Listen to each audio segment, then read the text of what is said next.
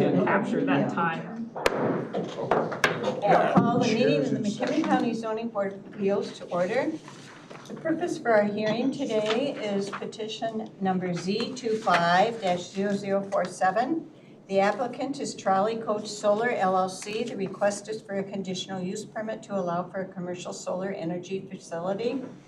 There are two PIN numbers associated with this application. They are 17-02-300-001 and 17-02-300-002. The property consists of approximately 45.623 acres and is located on the west side of McHugh Road, north of its intersection with Hemmingson Road in Coral Township, Illinois. I'll have the zoning board members introduce themselves and the township in which they reside, starting on my left.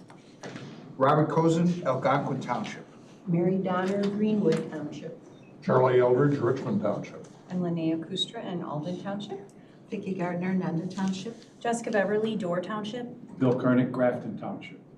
This petition has been reviewed and the following items have been received prior to today's scheduled hearing. Publisher's certificate of publication from a newspaper is dated July 12, 2025 and thereby meets ordinance requirements. Affidavit of posting was signed and date posted was July 11, 2025 and thereby meets ordinance requirements. Affidavit of mailing was signed and date mailed was July 11, 2025 and thereby meets ordinance requirements. The survey has been checked against the petition, legal notice, and publication in the newspaper, and all three match. The filing fees have been paid, the endangered species consultation has been received, and the McHenry County Soil and Water Conservation District report has been received. This would be NRI 250314692. So for those of you who have not been to a hearing before, how a zoning board hearing works, it's a quasi-judicial hearing, rules of testimony apply. The petitioner will present their case, why they feel the solar farm should be here at this site. And when they finish with their testimony, then a board will ask them questions. And then the staff might have questions, and then if any member of the public has questions regarding their testimony, you'll have the opportunity as well to ask questions. When all that has been done, then we will hear the report from the staff, the county staff, and then finally we will hear comments from the public if you have any comments regarding this petition. Just before we start, I'll just have Kim give us the review about the siting standards for a solar farm from the state. Sure. So the state of Illinois has mandated that counties approve commercial solar requests as long as they meet minimum siting standards. So height of the facility, setbacks from adjacent residences, from lot lines, things like that. So the board is unable to deny any request as long as it does comply with those state standards. So again, because rules of testimony apply, you'll be under oath. Anyone who's speaking, that would include staff, any members of the public, and the petitioner. So I would ask anyone who will be asking questions or giving statements to please raise your right hand. Do you affirm that the testimony you give shall be the truth, the whole truth, and nothing but the truth? I do. Okay. We'll turn it over to the petitioner. If you would please introduce yourself. You're being recorded, so when you're talking back and forth, we would just like it if one person could give their testimony and the other one. Okay. Thank you, Madam Chair. I'm Nick Fingera. I'm the project developer on Trolley Coach Solar, which is a 5 megawatt community solar array that we're proposing for the county. I'm joined today by my colleague Cito Shira, a development manager. Tigo, you said? Cito. Okay. And we are with Apex Clean Energy, a US-based, veteran-led owner and operator of renewable energy assets all over the country. We've commercialized over 11 gigawatts of clean energy since the company's formation back in 2009. Apex mainly develops utility scale wind and solar and has several projects across the state that you may have heard of, such as Coles Wind in Coles County, Lotus Wind in Macoupin County, Prosperity Wind in Piatt County, or Mulligan Solar in Logan County. And as you can see, we're heavily invested in the state. Cito and I are part of a smaller team within Apex that develops these smaller 5 megawatt community solar projects. So we're fortunate to have the full resources of Apex behind us and have already successfully permitted several projects across the state. As you may already know, the Illinois Shines program is the state's community solar initiative, and all of our projects are designed to participate in it. That means that the power generated by the Trolley Coach Solar Project will be available to ComEd customers who can subscribe through the program and receive up to a 20% discount on their electricity bills. And before I get into the project specifics, I'd like to just go over our main project priorities and goals when we're developing a community solar project like this. The first is to maintain and comply with the zoning requirements, in this case, the McHenry County Unified Development Ordinance, as well as aligning with the county's comprehensive plan. Also to consider and minimize our environmental impact while promoting land stewardship. Promote safety during all phases of the project, and most importantly, to benefit the community and support the local economy.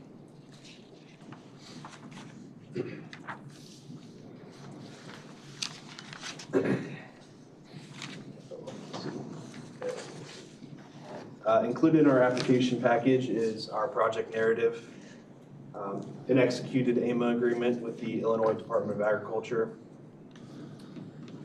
an executed and fully funded interconnection agreement with ComEd, signed back in August of 2023, which confirms the project's grid access and reflects our financial commitment to the project. All of our environmental reports, including wetland delineations, the NRI report conducted by McHenry County Soil and Water, an EcoCat review from the IDNR, and some other environmental desktop reports we've conducted.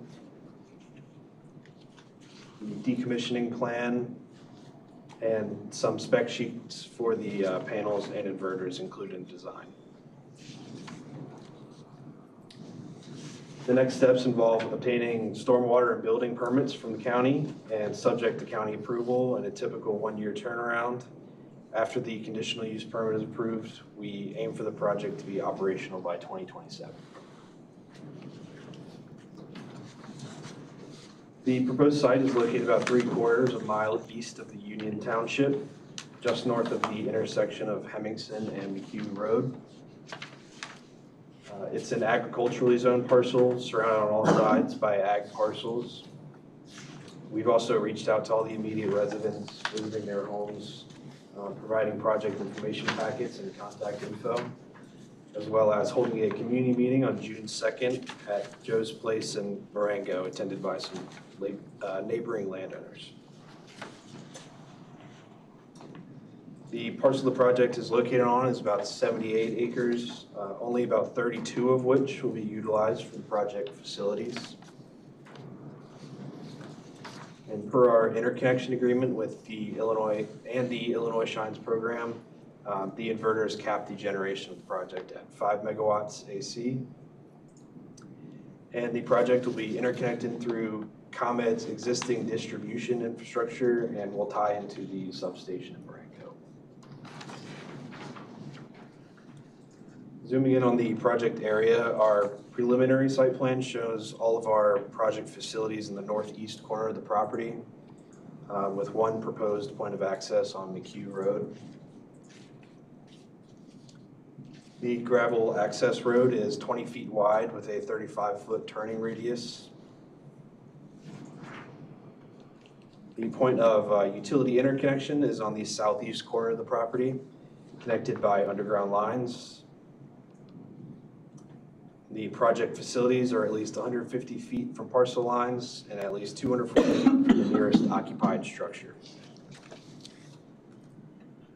The proposed panels are on a single access tracker as indicated by their north-south orientation with one central transformer.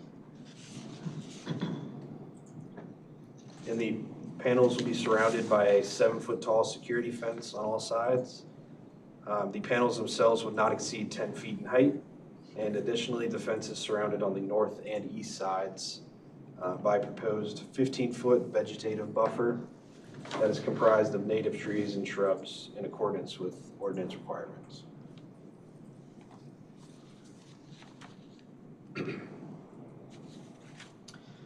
On the first of our 4 main project priorities, we of course follow all of the local zoning requirements for the parcel we are zoned in this case agricultural, and also address how our project aligns with the goals and priorities listed in the county's comprehensive plan. I'm sure you're all familiar with the A1 zoning standards, but we've listed the specific requirements our design meets or exceeds, including a 150-foot setback from non-participating residences, 50-foot setbacks from parcel lines, 20-foot height restrictions, as well as a 15-foot vegetative buffer outside of a 7-foot chain link fence with no barbed wire.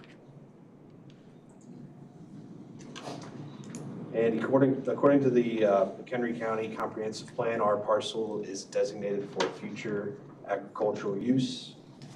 Solar as a temporary use preserves the land and doesn't remove the topsoil so that it may be converted back to agriculture at the end of the project's life.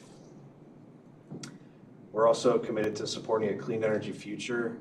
The construction of this project aligns with both the county and state's broader sustainability and open space goals.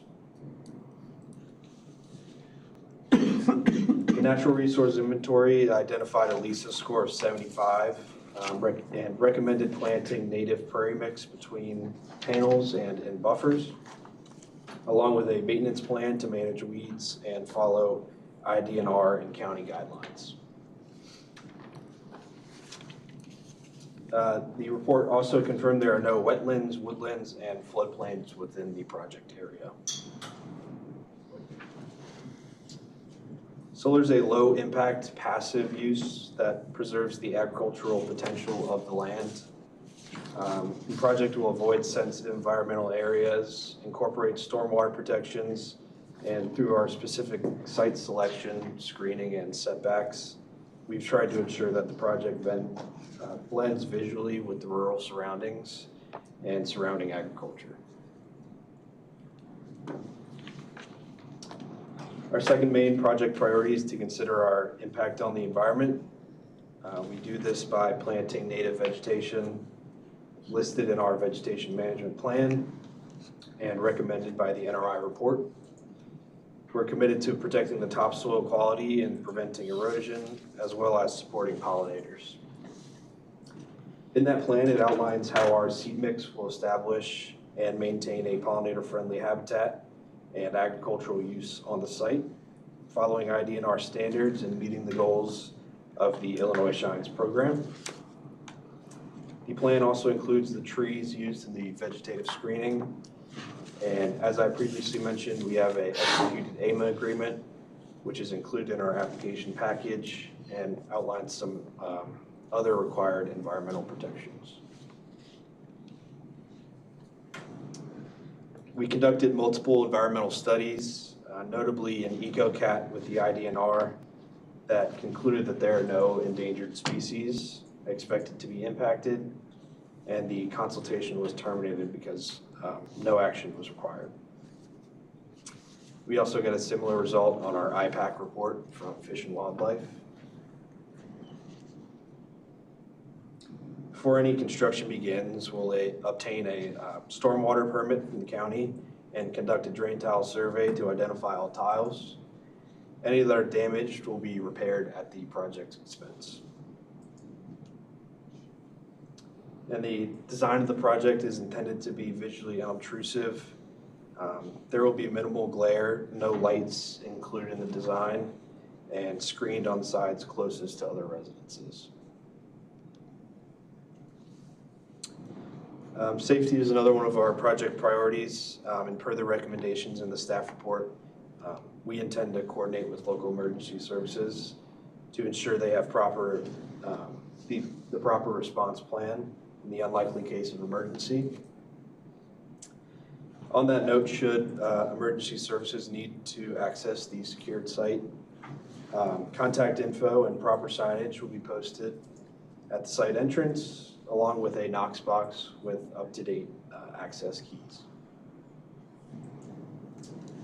After construction and during operation, the panels won't emit any sound, light, or any other form of emissions. The facility is monitored remotely 24/7 to ensure ongoing safety and optimal performance. In the rare event that a panel requires replacement, it will be removed and replaced within 60 days, but ideally much sooner.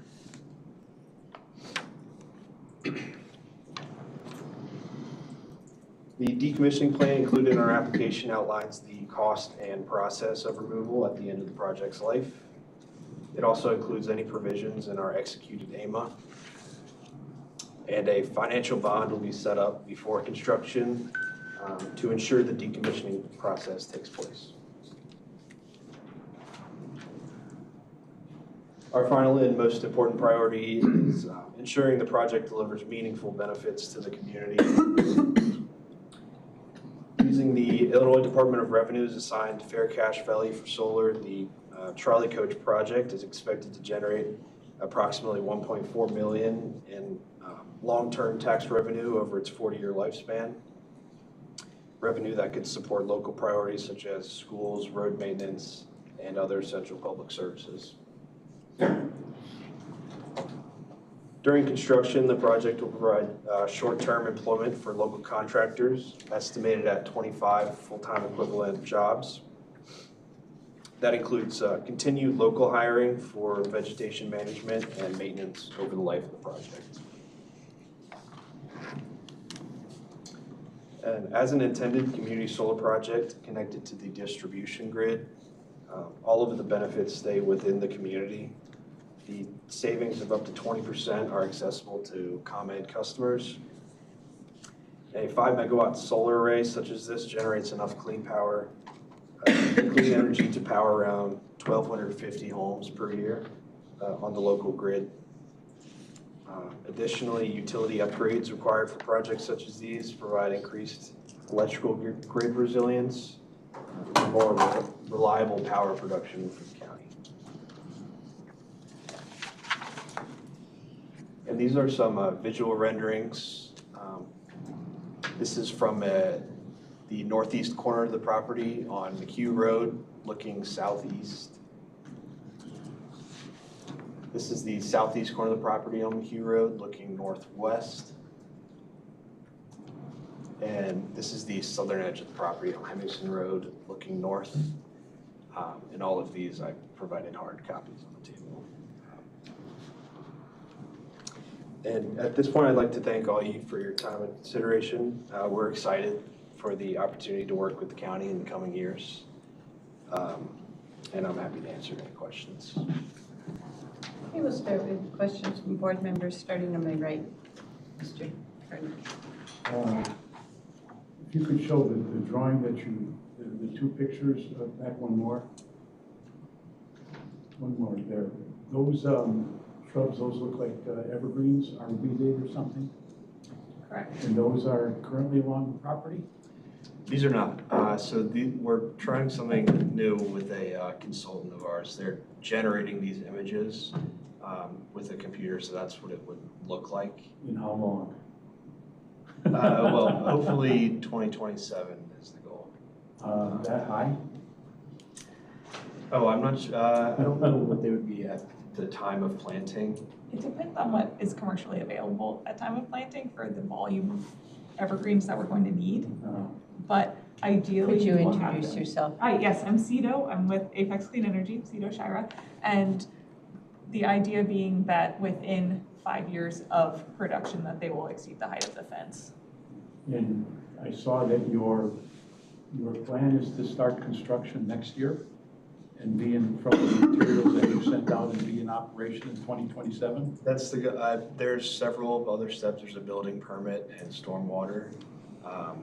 But yeah, hopefully we already have an interconnection agreement. I see that.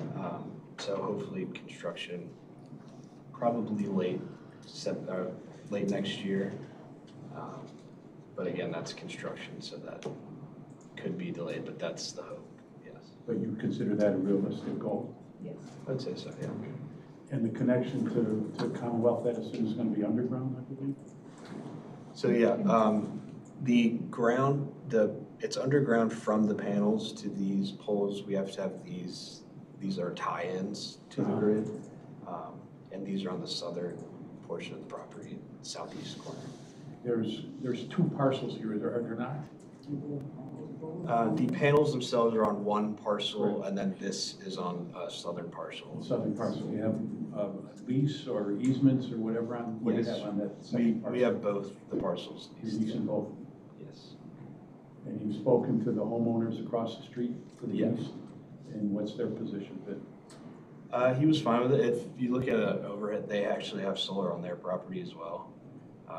And we provided him contact information. He hasn't reached out since. how about the homeowners to the north? She is here today. Yes. And she attended our community meeting that we held. On the, you did receive a copy of our staff report, did you not? I did. And I believe it's on page 4, 5 of the report. They recommend, I believe it's 9 conditions. I think it's on page 4 of their report. See those there? Yes. You're willing to comply with those 9 conditions that they listed? Yeah. What about sound generation on the, from the equipment? First, the string inverters. Right. String inverters versus central inverters. Why string, and is there a difference in noise production? From what I understand, the sound produced is like no louder than like a washing machine, and you wouldn't hear it from that distance from the property. And that sound comes from the fans inside the inverter. In the string I inverters? believe so, yes. And those, it's, there will be no discernible noise from the fence line of the project, the way that everything is located currently in the project design, centrally located along farther from residences. And I think it's the transformer is what makes the most noise, is the central transformer. And that is what makes the noise of maybe a washing machine when you're standing next to it while it's running, which would only be running during the day when it's producing, and then at night there'll be no noise coming from it. And the transformer is about half the length of the parcel to the west. Yes. Can pull up the site. Yes, South- that's on the On site. the south end of the parcel here. You can see it's a little square and it'll, Yeah, it is a little hard to see up here, but it's that little pink square. Okay, if you could keep that, why are those panels darker olive green? Yeah, that's just the length of that's what our design team does to the racking, so differentiate the length of the the racking. lime green is what we call a full-length racking system, and then that dark green is half rack. So it's just a equipment length differentiation. They've been in the lower left there, looks like the turnaround or driveways are gonna be equipment there, in the lower left. I can see where it looks like the road ends and with a little taper, you see what I'm talking about? Yes, Yeah. What's there? that's a turnaround. For emergency vehicles Okay, and trucks, so that would allow for a fire truck if, in the unlikely event that there would need to be a fire truck access the site, that they would be able to fully turn around there. okay, that's the turnaround. And you said there's not gonna be any lighting during the evening? And the noise level will be complying with the EPA noise level standards? Yeah, and Illinois has their own noise level standards as Right. well that we would meet and as part of the state siting guide. Well, In the McHenry County Soil and Water Conservation District report, they note that this area, I believe the entire parcel, is a sensitive aquifer recharge area, pre-leachable soils. What do you folks are going to do to ensure that our aquifers remain safe? Yeah, so we are going to plant native grasses and pollinator-friendly stuff between the panels in that area. And that, as I understand it, would reduce infiltration better than if there were, row crops there. And what's the maintenance plan for the vegetation that you're going to be putting down? The project is required to maintain at a reasonable level. They They mow, I think, occasionally within the panels. Excuse me, I'm reading my notes, I'm not Yeah. ignoring. No. Well, and we have a vegetative maintenance plan that we prepared as well that does offer the opportunity for us to do agrivoltaics within the project I'm area sorry, as to do well. what? Agrivoltaics, so farm production underneath the panels as well. Most commonly, you'll see sheep grazing, but there is opportunity for different kinds of crops that could be grown. But with just the pollinator-friendly habitat, we see like Nick said, a more substantial root bed that's created underneath the panels than is typically created during row crop production. So we tend to see significantly less runoff during the operation of the project. During construction, where there's the most concern of stormwater runoff, we'll meet all of the NIPD's requirements through the state stormwater permitting as well as the county stormwater permitting. Madam Chair, that's all I have. Ms. Beverly? Thank you. So I'm looking at the shape of your lease, and I just wanted to address, you've done a carve out here to preserve the existing woodlands, and I assume the existing screening that's right there? Yeah, Okay. use that to our advantage as well. And you have a substantially long interconnection run? It's a substantial financial investment to have that on record already. Can you please elaborate a little bit about that?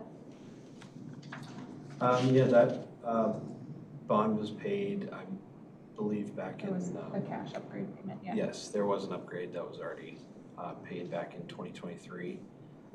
And I believe there is a solar farm a little bit to the south of this project that could have paid part of that as well.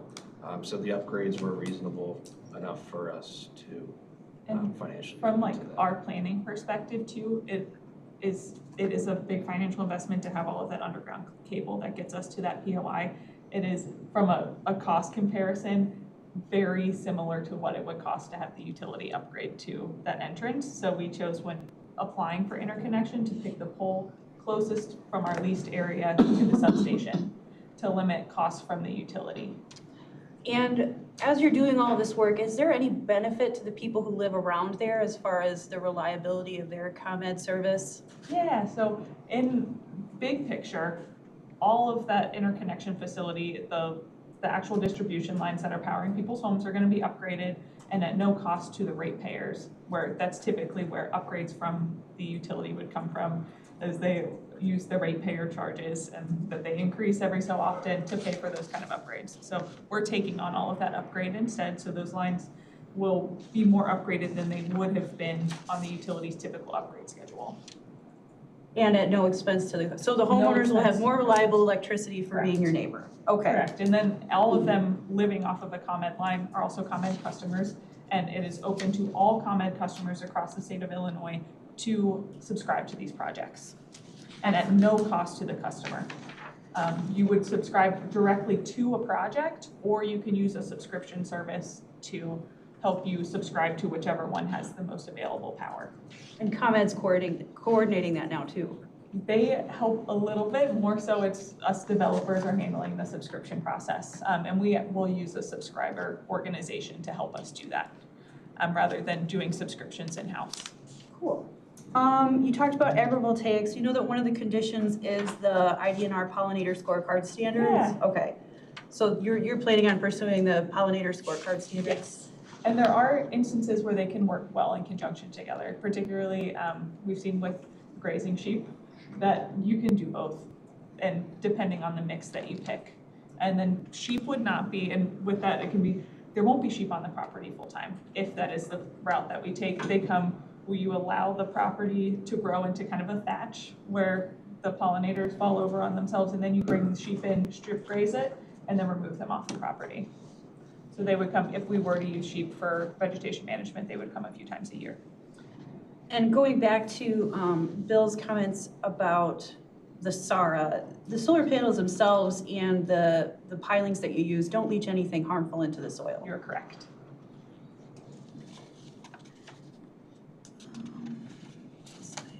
And we have just a little aside that I've been reading a lot about recently too, is having this existing vegetation that's going to be consistent through 40 years. And with the additional shading from the solar panels as well, you see these kind of microclimates that are created that allow for a lot more water retention in the soil.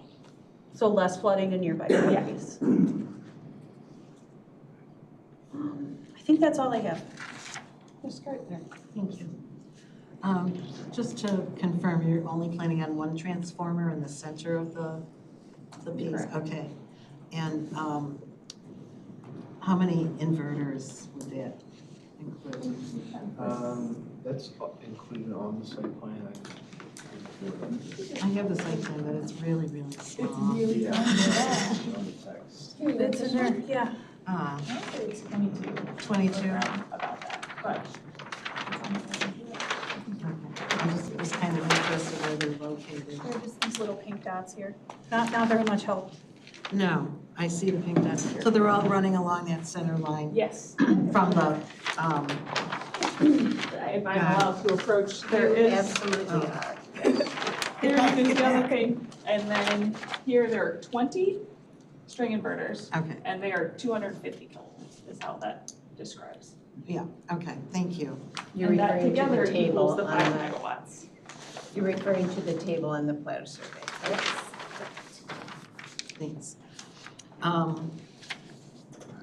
And the inverters don't really make any noise, is that correct? Okay. Now, the underground connection that you're doing, do you have to put any poles up in order to accomplish that to the interconnect? We do, so well, in that southern, southeastern part, there are a couple of poles. I believe it's 5 or 6. Okay, those are existing. No. Those are, We build those. you pretend, okay, Yeah. yeah. And Yeah. there's an access drive right there. And that pink flip is Yeah. our interconnection pole. So I was looking at your slide of location 2, if you could bring that up. Sorry, animation. There, Yes, that's it. so that's, Those are rendered, yes, those are not okay, real. that's what I was wondering. Yes. You really need to mark those somehow, not really here, you know? Okay. Because they look real. They do. I went by there, and I said, I didn't see any poles, you know? I know, our guy Jan, he did a great job. I know. Okay, now, let's see, you're talking about a chain link fence. Would you consider an agricultural fence instead of the chain link, or are you set on the chain link? I think was the chain link a county requirement? No? Okay, because there are a lot of options as far as wildlife fences have become increasingly popular as well. And if, again, with agriculture, if there were to be sheep on the property, there would be an additional smaller fence line that would be used for the sheep inside a mobile fence to keep limit them in- to allow for strip Yeah. grazing. That would provide additional safety. So we're open to other forms of fencing. Okay, yes, Right. and here we generally prefer the agricultural, Yeah, you know, the square absolutely. wire fencing, yeah. Yeah. Chain link is, I believe, like a national electric standard. So that's like a Yeah. standard that we use. Yeah, So yeah, we're open to any type of fencing that you prefer, as long as it, provides a safety barrier for a power generating facility. yeah, okay, thank you.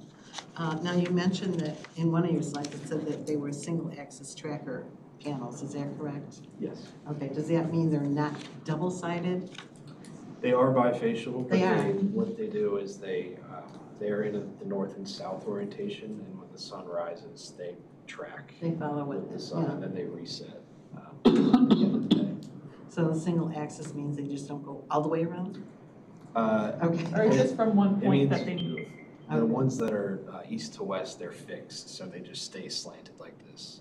Oh, those are fixed? Yes. Okay, And the ones that we're proposing are trackers. So they're a little more efficient, I believe, than the fixed. I think Yes. we've been seeing mostly the trackers Yeah, they're more recently. efficient.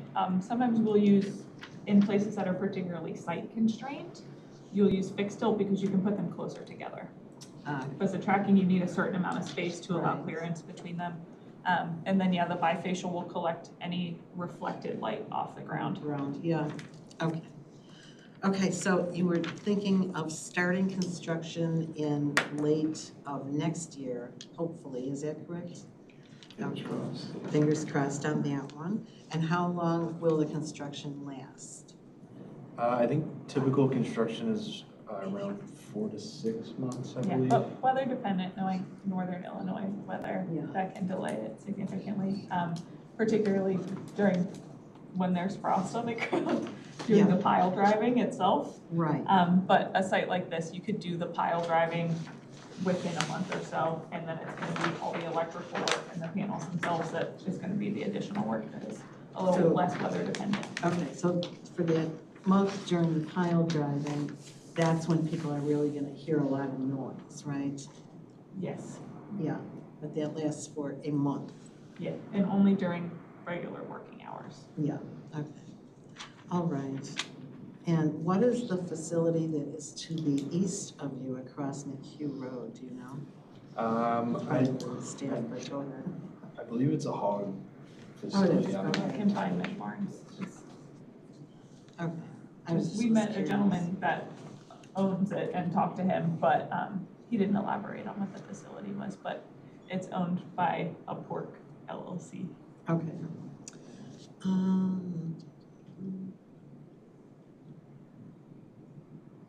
You've got a site that actually reminds me of Iowa. It's very flat, there's nothing there, like the perfect site. Are you the first ones on, that have picked up on that site, or did you pick it up after someone else?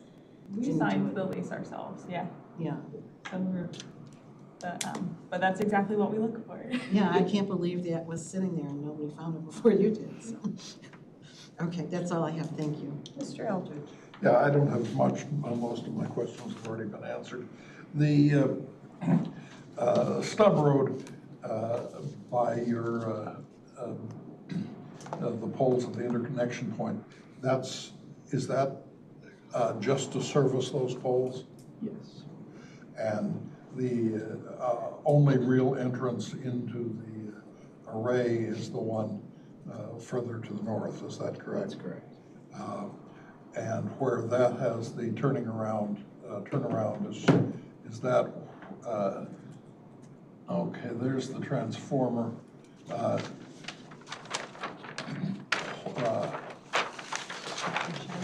Yeah.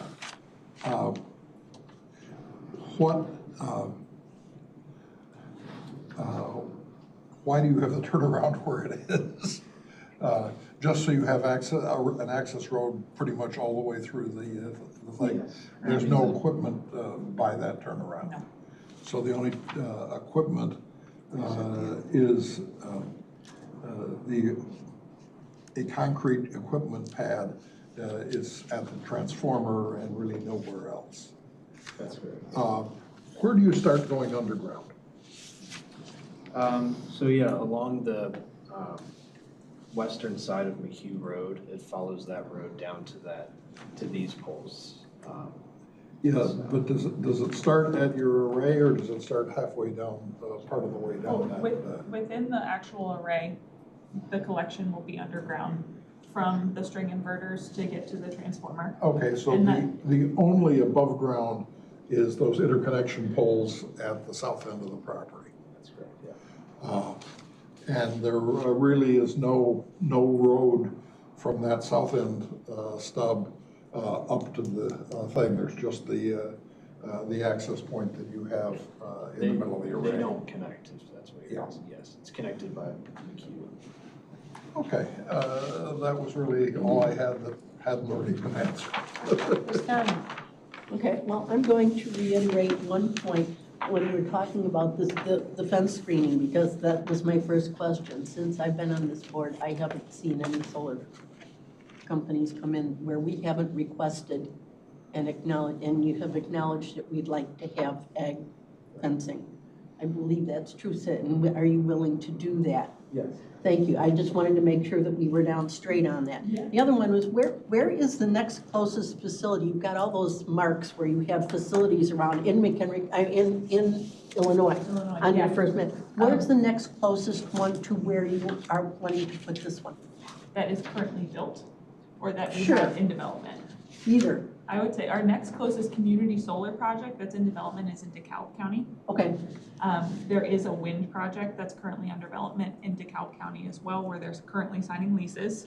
okay, Our closest project that's in operations, I believe, is Piatt County, so that's quite a bit farther so south. it's further is- south, so Yeah, coming up. is a wind project. Thank you on that, I appreciate the information. With everybody else asking all the questions, there's nothing else to ask on my end, but I wanted to appreciate your clarify that, so questions. thank you.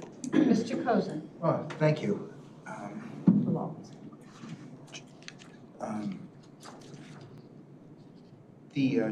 Starting with I have page 6, just to clarify, on that array area, the engineering that created the 3 arrays, that's something that is being imposed upon you by Commonwealth Edison, am I correct? That is not out of your design team? Which, You have 3 poles. You have a guide pole, a reclosure pole, and a UTEP pole, which has been the subject of conversation. oh, yes. Yeah. That's something that's coming out of Commonwealth Edison and not from your own design team, am I correct? Correct. I believe it's the first 3 poles are ComEd, and then we will have Right. a few poles, 2 or 3 poles next to that will have our facilities. So there'll be a disconnect switch from ComEd and then a disconnect switch on our side so that we both will have the opportunity to turn in on. So that's something that ComEd has imposed upon you, and then from you carried it underground all the way to your facility. Correct. Yeah, they require that all of the equipment be pole mounted Be pole mounted. versus, in some other utilities I've worked for in other states, they ask for a pad mounted. But all of it's above ground. But you're within the Commonwealth Edison area, and Commonwealth Edison is having you visually put this at the intersection of McHugh and Hemmingson Road. Yes. And also, it appears that it's a single phase on the east side of the roadway, and it's a 3-phase with a booster station across the creek, if you were to travel west. Correct, and this will be 3-phase. This would be a The line, 3-phase. so any line that's not 3-phase up to our project will be upgraded to 3-phase. Right, and that's not something though a homeowner could use a 3-phase service unless they were welding in their garage. Correct. Going back to the images of the team walking through a solar, where was this photo taken from? That is in Alta Vista County, Virginia. I see. It's a project called Harvard Creek, I believe. It was built quite a few years ago, but it was one of the first Apex-built solar projects. So just for points of illustration, the posts, those are not the posts that you'll be installing at this location. The steel piles, it'll be very similar. Right, but are these panels dual face then? I'm not sure if those panels are dual face. I know it's single access tracking, but I'm unsure if they're bifacial panels or not. So again, they're not the kind that we would likely see. And I believe too, can you go back to that picture too? One other thing to highlight, it's either the first or the last one too. I believe that is, no, it's a single high-end portrait too. So it should look pretty similar. Yeah, these are not bifacial. So ours will be bifacial, so there will be more light that's allowed to pass through. Right. Additionally, the cabling, we typically have now, what's become more common practice is to have it up near the tracker as well, Right. centrally located. Right. But the actual piles will probably be very similar. And I was trying to figure out the time of day of the photo, but my math is failing me. Yeah, I'm not It's sure either. Virginia. It's It's very- an hour different And than ours. it's a very That's- mountainous area too, so the landscape is dramatically different. And I'd be happy to send you guys like a large picture of that site too. It is a rolling hills through that area. In terms of the maps that you have provided us of your area, you have an orange dot, this again on page 2, and there's a large orange dot which says operations solar. Yeah. If I can interpret correctly, the color index, it says storage and development next to it. Yeah. Could you just take a moment to elaborate on that Absolutely. description? So the project that is the operational solar project is our Mulligan Solar Site. It's 70 megawatts in Logan County. It literally, if you've ever driven 55 south through Logan County, on your way to Lincoln, you will see it on both sides of the interstate, it crosses the interstate. We are now retroactively going and adding storage facilities at that site as well. It might have been before you got here, I was speaking to some of the other members about the efficiency of adding storage to existing sites, and then most of our future utility scale sites will also house battery storage. We don't have any of those planned in McHenry County. The battery will allow, it will be charged with energy from the solar farm, and then that power can be discharged when the solar farm is not providing power. So within a few hours in the evening, after the solar farm has stopped generating, when the sun goes down, you'll still have power that you can discharge for 4 to 8 hours to help with the energy load. Or during an operational deficiency of the solar panel as well? Exactly right. If we can go to your page 10, which was community and economic benefits. Under local jobs and services, you say continued local hiring of vegetation management. Have you found facilities within McHenry County to provide that service? We have not yet. We will send out an RFP or a request for proposal at the time of when we would hire somebody for that. So there's a possibility of a new business market in McHenry County? For sure, of like vegetation management, we're seeing it pop up again. To bring it back to agrivoltaics, I grew up on a farm, so I get excited talking about farms. So, but there are a ton of opportunities for new sheep farmers to come online too, and we're seeing a ton of that in Illinois right now. The Illinois Farm Bureau did a training. We sent one of our landowners that is a dairy farmer in Whiteside County. We sent him and his son to the training that was in Kankakee a couple months ago to learn about the licensing associated with. There's a lot of insurance requirements associated, but yeah, there's a lot of new businesses popping up around that. In terms of tax revenues, you have a projection of a 40-year lifespan. I don't know if this is a staff question or not. I thought these facilities had a limit of less than 20 years or 30 years. Is this common for a 40-year lifespan? That's pretty typical. Then in that 40-year lifespan, you have could you give us just a little more detail? You only have a $35,000 contribution over a per year basis. Did you derive this from local information, or is this generic to your facility? You're talking about how I calculated the tax revenue? Yes, yes. And that's the increase in the property tax of the parcel that we're on. So you derived it from information? Yes. Site specific.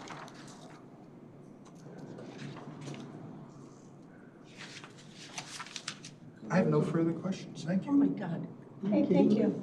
I have a few questions. So, like the use of agrivoltaics, like you talked about, you know, when it mats down, then you bring in the sheep. That's Yeah. basically taking the place of the mowing, basically, It right? can, yeah. So we Yeah. wouldn't do both, but there is, oftentimes we're seeing with sheep and electrical equipment, there would be targeted mowing areas still required around equipment and around the outside. And then also regarding the fence, another thing that we've done is raise the fence a little bit so critters would not get trapped, so they would be able to, you know, go through this area. So you would be able to do that as well. Yeah, So, we can discuss that. And I think, would that come into play at building permits, right? Where we yeah, would yeah, discuss when you're that? working with staff, yeah. And I think what we've seen a lot with wildlife fencing too is it's woven wire, but at the bottom, there are larger spaces between the wire, and then it gets smaller as it gets towards the top.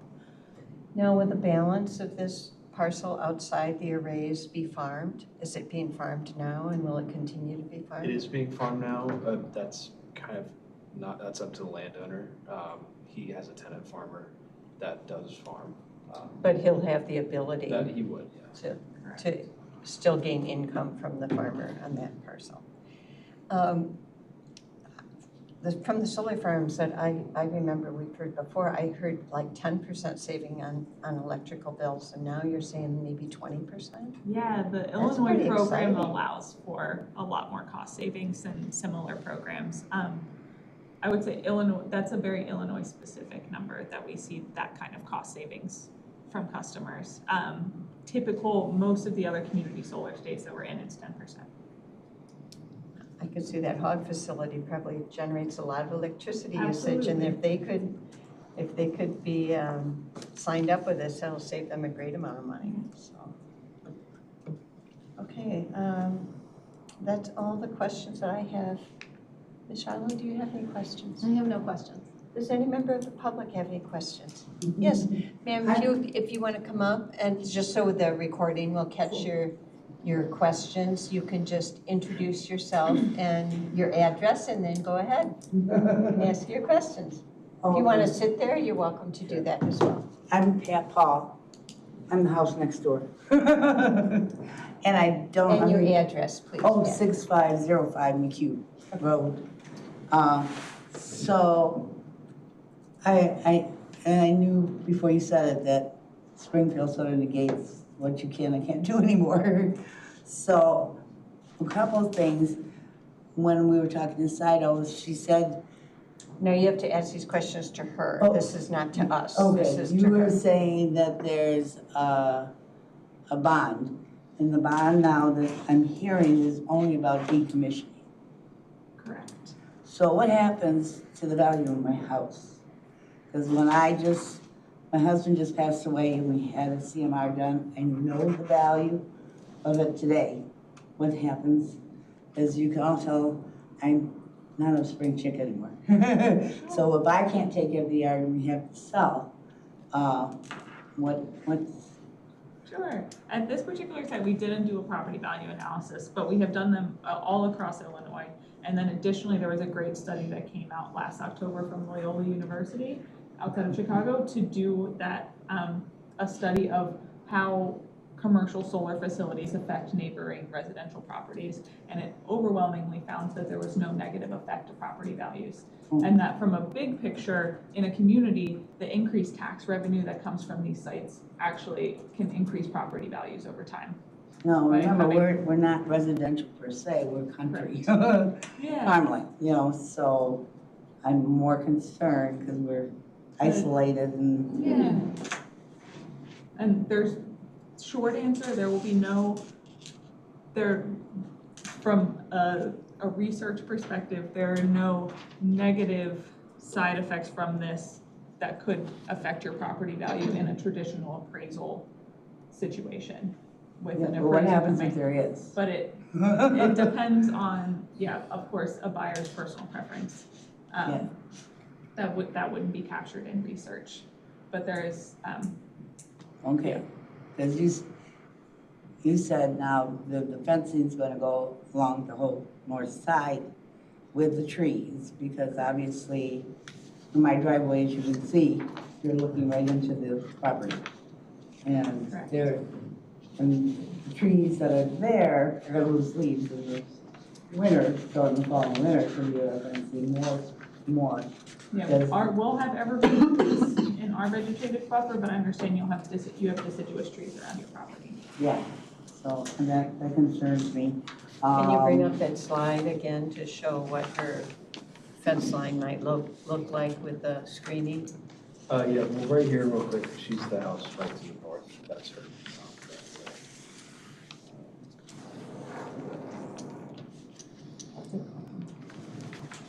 I know, I'm getting stuck on this.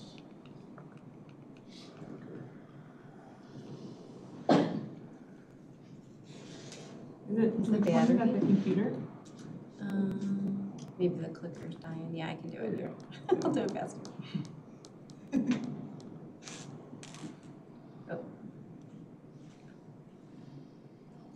So yeah, this doesn't exactly show from her driveway. This is from McHugh Road. And it, where this is right outside of the hog facility. But from her property line, To the tree. looking south, Right. that's what she will see. It'll be the same vegetation. Yeah, the same screening. vegetation, yes. Okay, now, you also did say that you're gonna have the sheet for sure at our I can't meeting. guarantee that we'll have the sheet. Okay, so that's a question I was going to ask. Okay, It's definitely a goal of ours to have at more of our sites, but it does end up being pretty site specific. okay, then you also, the gentleman on the far left, you and the groundwater, because you're in a wetland right south of you and you're in a floodplain. So how, the whole town of Union and all of us rely on groundwater. So what happens if Sure. something happens to your material? Sure, so we are just to highlight, we are outside of the floodplain of the river, but I recognize that it's nearby to our project area. Solar panels in of themselves do not contain any toxic material that would leach into the ground. The way the panels are built, there's glass on both sides, and agar that kind of holds all of the components in place in the middle. So even if a panel were to be broken, everything's built with safety glass that it keeps it together in place. And so in short, there are no toxins that can be released from the solar panels. No, in no form or fashion. A major hailstorm, a storm, It you're all would broken. damage the panels, but there wouldn't be any components in the panels that would cause Okay. any issue with the Well, groundwater. Like I mentioned too, because in the years that we've lived out there, twice the kids have blown up my mailbox. Yeah, you Literally, the thing went across the street. The neighbor, his sign out front of his house, the kids have shot them up. Yeah. And Just some crazy kids. so, and then burned down 7 barns in the last 15 years. So the catch is, the kids come by with their guns and start shooting them up. Is anything going to make it possible for them to leak into the soil, into the ground? No, ma'am. Okay. And we are, with any damage like that too, we're incentivized to get it fixed as soon as possible because we have to, if there are damaged panels, we have to turn the facility off and fix it. Well, that I understand, but you're in Virginia, so Yeah. that's not happening right away either. Well, we will have people nearby enough to get it fixed quickly. And then as part of typically with buying solar panels, as there's a warranty associated with that, and we have to buy a certain amount of additional panels that we store nearby for replacement. Okay. Now, when I talked to the Union Fire Department, they told, because I know it's a volunteer, small town of 650. They don't have necessarily all the hazardous equipment to deal with a fire, but he's told me that they already have 2 or 3 solar farms nearby, and they've already had to respond to several grass fires. Again, being right next door and having a lot of grass that could take off. How do you know if a fire starts that you can alert the fire department? Because I won't necessarily see it from my house. Yeah, absolutely. So the site is monitored 24/7. I know it is remote in Charlottesville, but they can see the power coming out of every single panel. If there's something that has malfunctioned, they will be alerted immediately of where the malfunction is and be able to turn the power off to the site, which will then decrease the opportunity for a fire to start. And if there is electrical malfunction, they'll be required to report that to the utility and to local fire services immediately. No, but they won't know if it started a fire at that point. No, but if there's malfunctioning equipment, it will be required that somebody goes and checks. Okay, so you still use the lithium batteries? There will be no batteries at the site. None whatsoever. None What battery whatsoever. did you just say at the end of the road that you're going to be charged? That would be We were charged with that? discussing, there are some other batteries, I think, coming to this community. This site itself has no batteries. There will be on the utility poles, there will be equipment there, but it'll be the same equipment that you see on the utility poles all over the county. Okay, so none of your inverters will have any of the chemicals that can be toxic and Correct. arsenic, okay? The solar panels, okay, you just said that. Okay, so,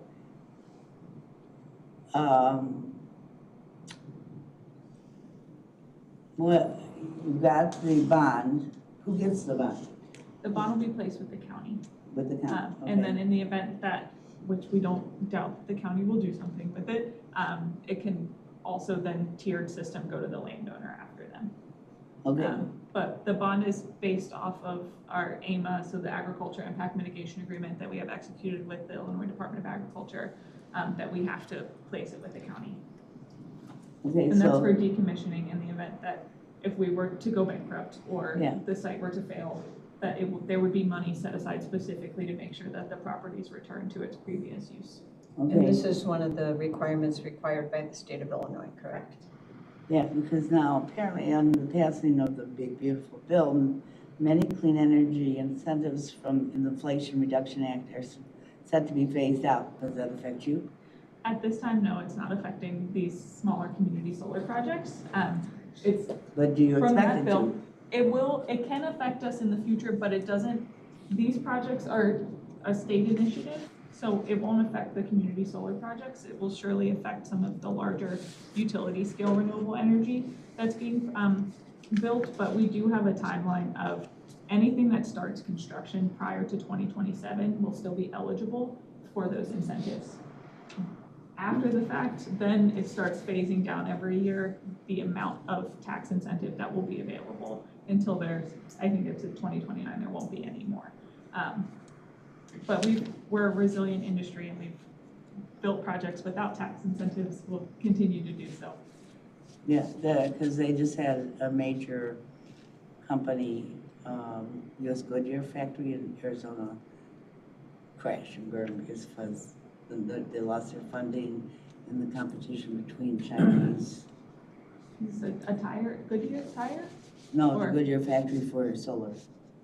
Okay, I'm, unaware of that, but So, well, and they said something about Yeah. the Chinese. Any other questions? No, thank you. Okay. And thank you very Anybody much else for your have questions? Yes, sir. Ray Beats, permit manager, McHenry County DOT, I signed in. Could you pull your site plan up, please? I have a couple of questions.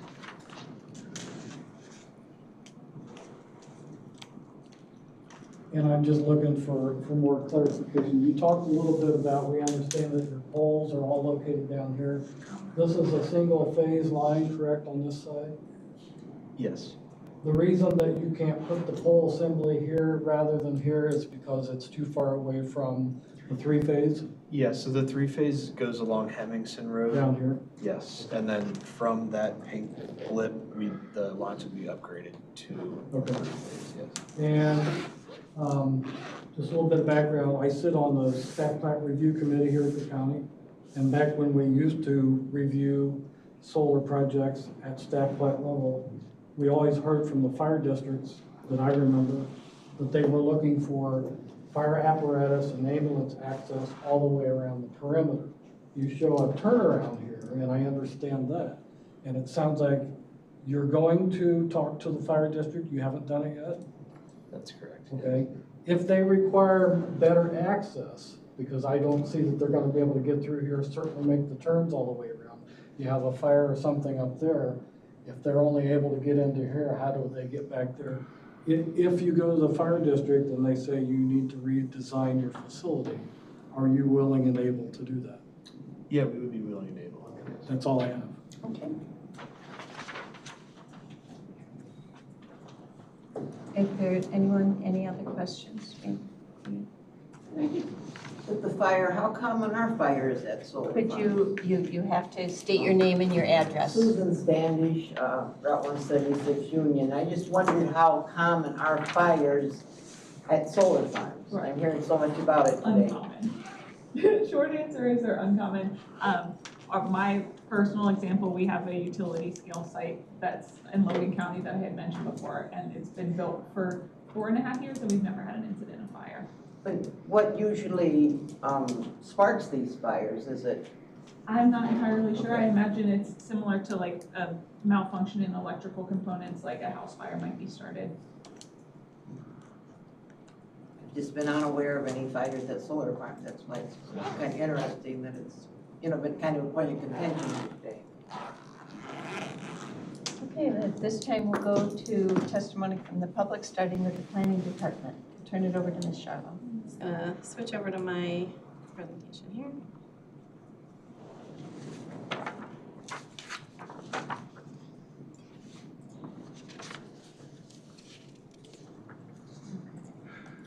So the subject property is zoned A1 Agriculture District and is also surrounded by agricultural zoning. We did discuss the property across the street is zoned A2. also agricultural use for a hog farm. You can see down at the south end, or south side of Hemmingson Road, there is that A1C designation. That is the utility access for another solar farm that is located to the south of this map here. And we actually have another one coming in just to the west of that as well, that's just been submitted. So we're gonna be seeing, I think, an influx of these in this area. The land use of the current property is agricultural, and all of the surrounding area is also agricultural. Future land use designation for this property is agricultural as well. Yeah, I just did a couple of zoomed in shots here, but we've already gone over the site plan. I did go out to the site, and it does seem like it's very screened and remote, and I do believe they have met all of the county and state requirements. Staff has no objections to the request. Does any member of the zoning board have a question for staff? Okay, then we'll go to any member of the public who has a statement. If you'd like to make a statement regarding this, you have 3 minutes to make a statement. Does anyone, Mr. Beets, Kim, Weaver? Okay. Do you have a closing statement? We do not, but we'd be happy to answer any other questions you guys have. My email is on those slides.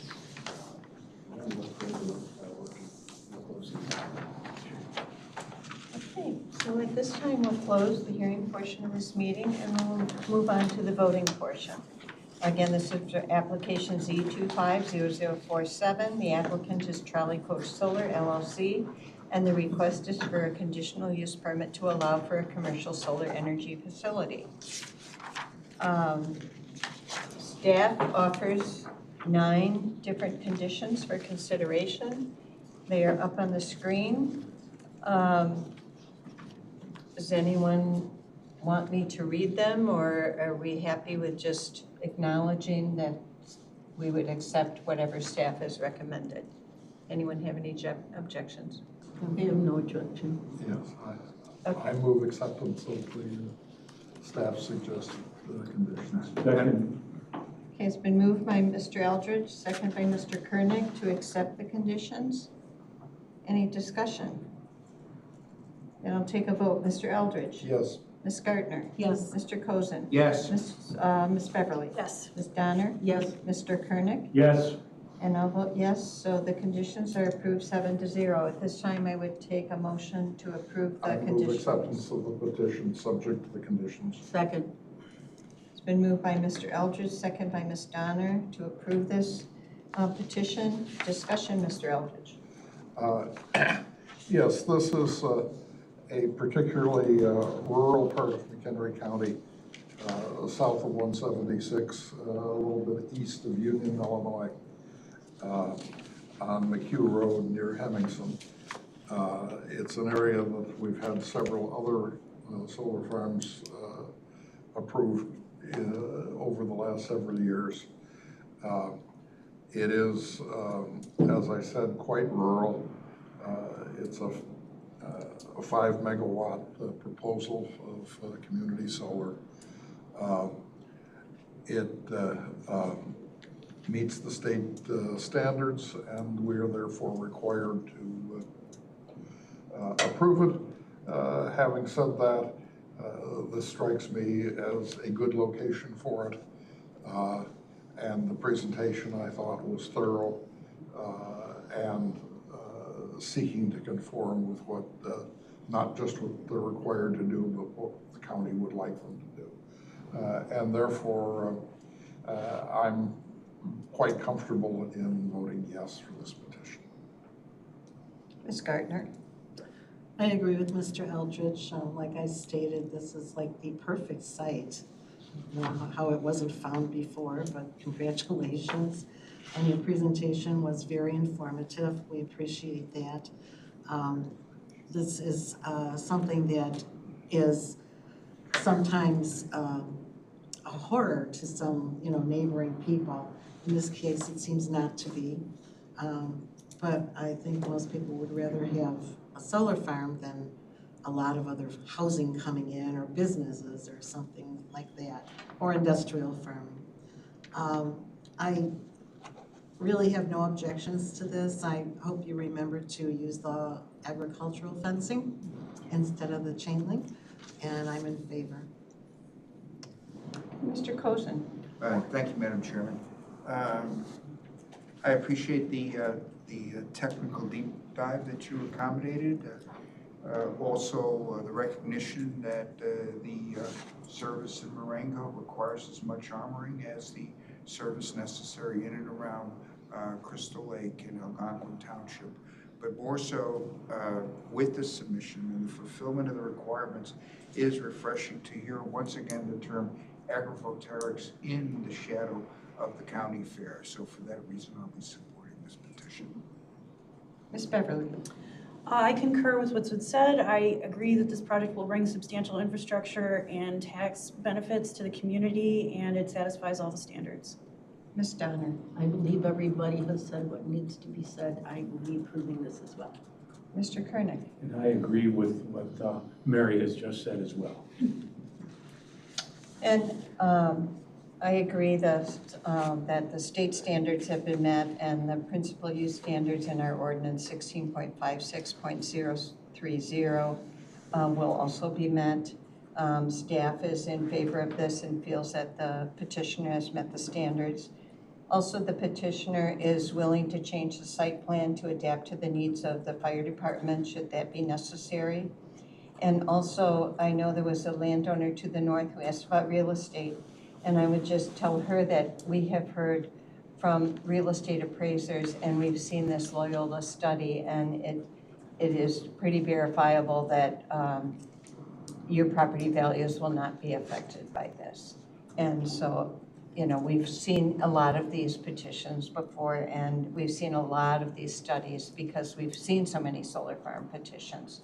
So it's been proven in a lot of these, you know, all of these studies actually, that there is just, it's just sometimes a positive, you know, and when your electrical grid is updated, that's a benefit to you too, and when you can save on electricity. But so anyhow, I see a lot of benefits to the community, of, you know, more availability of reliable power, and so I believe the standards have been met. I'm in favor of this request. So I will call for the vote. Mr. Eldridge? Yes. Ms. Gardner? Yes. Mr. Cozen? Yes.